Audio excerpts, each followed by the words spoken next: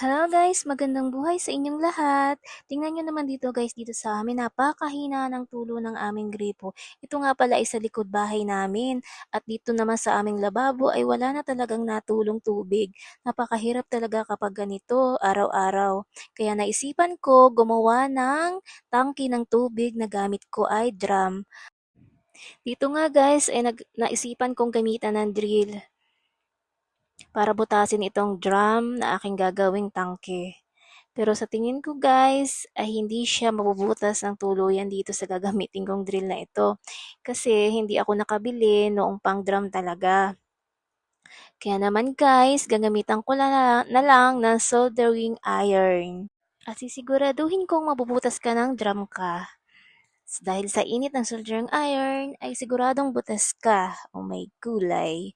At ayan na nga guys, malapit na mabutas pagkalipas ng 1,000 years. Kailangan pulido ang pagkakabutas ng drum na to para hindi tumagas yung tubig na aking ilalagay na bulkhead dito. At ito nga pala yung bulkhead na ilalagay ko. Ito ay 1/2 female thread. Ito yung isusuot ko do sa butas ng drum na aking gagawing tangki. Kainaman na may manok pang tumilaok, nakailang ulit na nga ako ng voice over ko din, kainaman na yan. O siya guys, sumuot na nga pala ako dito sa drum na ito, dahil isusuot ko yung bulkhead do sa loob. Hindi ako makahinga din guys. Grabe na ito. Masyado ako natalagalan din sa loob na rin guys. Hindi na ako makahinga din kainaman na. At pakaramdam ko nga ay hinapo ako din sa pagsuot sa drum na are. Kung malakas lang ang tubig ay hindi ko are gagawin. At ito na nga guys, ating ilagay na yung paghigpit ng bulkheads. Kailangan natin higpitan ito ng maayos. At para akong hinihingal din habang nagbo-voice over ako, kainaman na ito.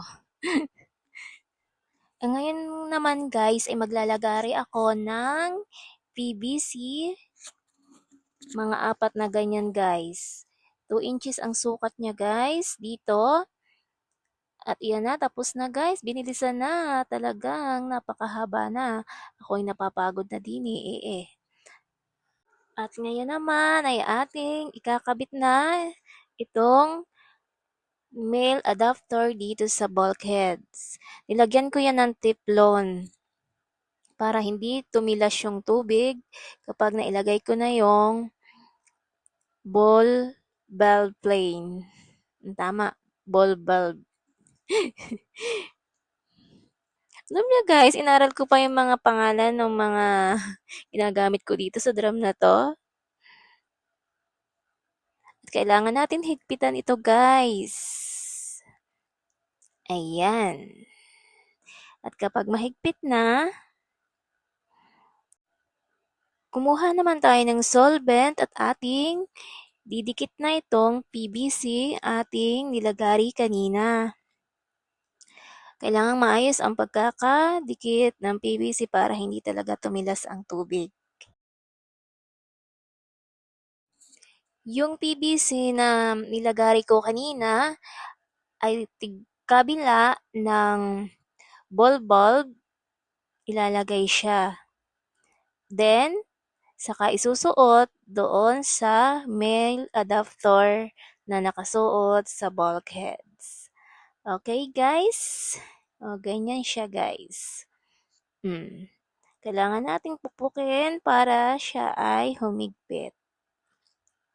At pagkatapos naman yan guys, ay isusuot naman natin yung male adapter. Ang sukat ng mga yan ay 1/2 lahat guys. Ayan na guys, nailabas ko na yung dalawang drum dito sa likod bahay namin. Hindi ko na video guys yung pagkakabit noong flexible hose na 1/2 dito sa sa drum kasi akala ko naka-on yung video ko tapos hindi naman pala. Kaya wala siyang video. Nilagyan ko siya guys ng switch, parehas itong dalawang drum. Kapag gusto ko siyang paghiwalayin ay pwede. Kaya flexible hose yung ginamit ko para pwede ko siyang tanggalin anytime na gusto ko. Ayan siya guys o sa loob. Yung kulay white na yon, yun yung nakakonect sa kabilang drum. Kapag yung green naman ay nakakonect sa nawasa. Ayan guys o. Inaabot na ako ng gabi guys. O, ayan siya. Then, ito yung kabilang drum. Yung nakikita nyo guys na kulay blue ay pump. Yan yung pump na diretso sa aming kusina. At ito guys yung gripo. Oh, napaka kalat guys. Inabot na ako ng gabi guys dito eh. Kaya ayan na. At ito guys, tingnan nyo yung gripo na nakakonik dun sa drum. Tumutulo siya guys. Yun yung pump. Yan guys, yung pump na kulay blue. Para hindi na ako mag-igib ng tubig at diretso na dun sa aking lababo. Okay guys, hanggang dito na lang ang aking video. Thank you sa panonood. I love you guys. Bye!